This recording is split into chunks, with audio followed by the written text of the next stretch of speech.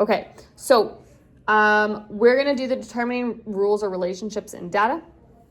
And we're going to go over a couple of these things here. So the first thing that we need to know is different types of graphs. So there's a few different things that we can look at here.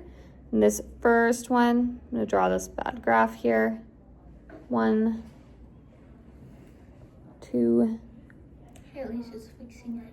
I know. And 3 doesn't need to be perfect. Okay, so a couple of different things about graphs. Okay, so first of all, we know that this one here that I've drawn in red is a linear relation or linear function, okay? Other than linear, we have a few other types of relationships or functions that are really, really, really common, and you can see them on your paper there. I saw you looking at them. So this horseshoe type shape is called a quadratic. Okay. And then over here, a square root is going to look like this. Whoops, not like that. Okay, this is a square root.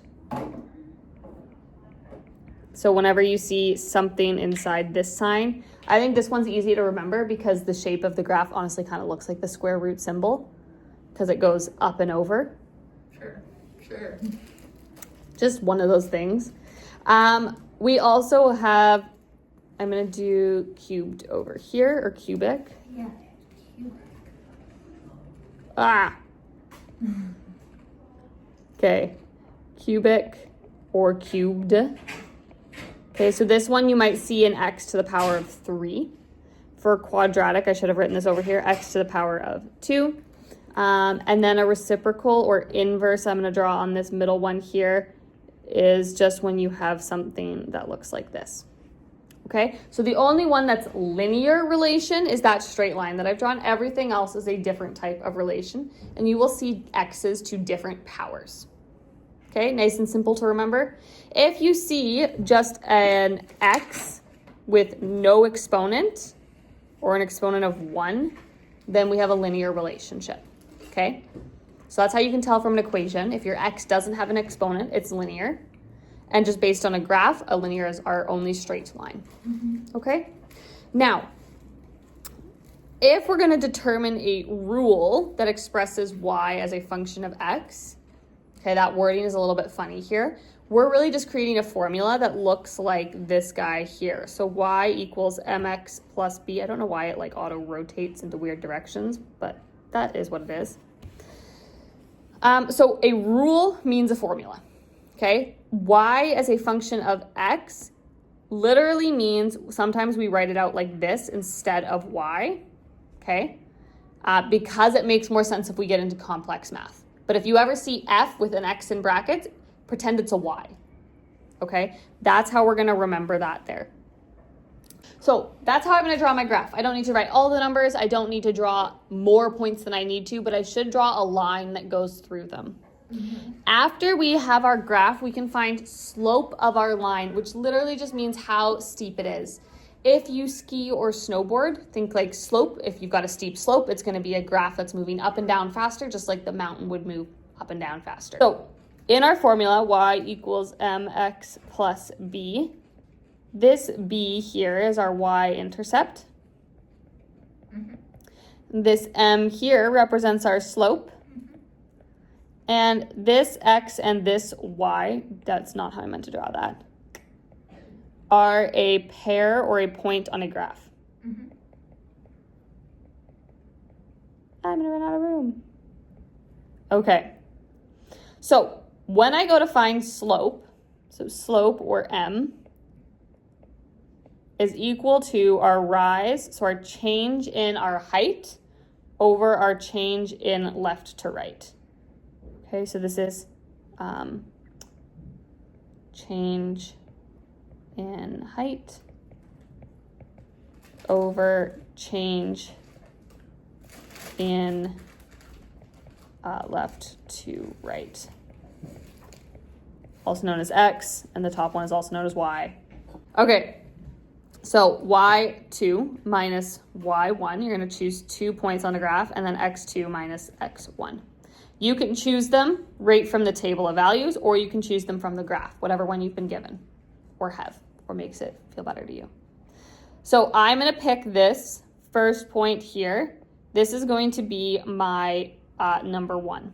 Okay, so my x1 and my y1. And this is going to be my number 2. So my x2 and my y2. Okay, you could also do it right from the graph. So I'm going to plug those numbers in here. So for my for my y2, I've got 4. And then minus 0 over 1 minus 0. Why do you put the 1 and 4 first? Because honestly, it doesn't really matter. You just want to make sure that each point is consistent with each other. So you want to make sure that you're always putting the 2's first or the 1's first. It doesn't really matter which one you say is 2 or 1. Okay? Because if I do it this way, I'm going to get 4 over 1, which is just 4. If I were to do it 0 like this, minus 4 minus 1, I'm going to get negative 4 over negative 1. And because they're both negatives, it's a positive. So it doesn't matter. As long as you pay attention to those negatives and keep it consistent, it doesn't matter to me.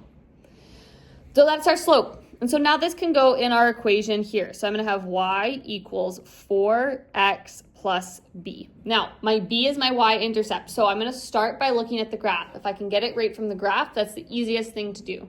So when y is 0, what is x? 0. 0. Okay, so my y-intercept is 0. So y equals 4x plus 0. Do I need to write the plus 0 down? No. So my equation of this line is just y equals 4x. Okay, does that make sense?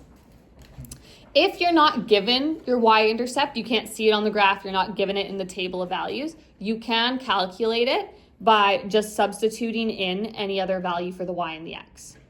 So if I had, say I don't have my 0, 0 up here, I just have 1, 4 and this way, I could put the 4 in for the y equals 4x plus b. Okay, so I can't, not x, I need to put the actual number in for x there, which is 1. Okay, so then it's 4 equals 4 plus b. And then I have minus 4 minus 4, so 0 equals b. And that's how you can find that out. I like that way better. Yeah. Because that's how I know how to do it. Yeah, either way works. If you can see it on the graph, great. If you need to calculate for it, great. It's fine either way with me. I believe that is all from this section here. So function notation.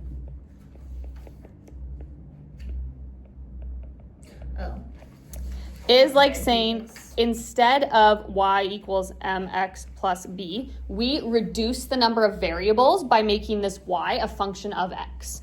Okay, so that's why we do it. So it would be f of x equals mx plus b. Same equation, same way we do everything else. All we're doing is we reduce the number of variables we have. So you might be given a question that says find f of 2. Okay, all you're going to do is plug that in for the other information you've been given in a table of values or a chart here. So I would put in the f of 2 equals m2 plus b. Okay, so this here replaces your x value. So if I'm given if you're given that table of values and this function here, what you're going to do is pick any point on this graph and solve for b or y, depending on what you're looking at. So if I have the f of 2 is equal to, my x is 2 here, then my y, m is 2 plus b. I can put in, I know my f of 2 is this, because remember my f of x is my y. So y equals m2 plus b. I can use this to find my slope. Once I find my slope, I can find b with that. I lost you a little bit there. Okay. Let's start by finding slope. What 2 points do you want to use for slope? Okay, let's make this point number 2 and this point number Your x values need to stay on the bottom. So your x2 is -4 Oh. and x1 is 2. So -4 minus 2. Yeah. And then your y's is 0 minus 9. Yeah. Wow. Okay. Yeah. Clearly I need another cup of coffee or something before I teach you guys math because that was really rough. 0 minus 9 is -9. And -4 minus 2. The funny thing is, it -2? because it's always minus. Always minus in between the numbers.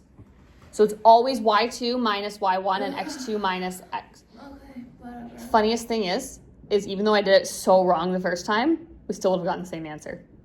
I don't care. So -4 minus 2 is more negative. I don't care that you don't care. Tell me what it is. I don't care.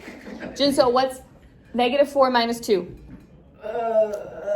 -6. Yes. So I have 9/6 here, which it can be simplified to what? I don't care. They're both divisible by 3. 9 divided by 3 is? A number. Jinso, what's 9 divided by 3? It's not working. That's fine. 9 divided by 3. I can't even see with my glasses on today. Pardon? Positive, because this is a positive number. So 3, and then 6 divided by 3? 2, yes. Okay, so this is my slope. Ugh. Okay, so now I have 9 equals my slope of 3/2 times 2 plus b, and I can solve for my y-intercept using some wonderful math and fractions. Sure. Okay? That's all that function notation is. Okay. Perfect. Okay. Learn it eventually.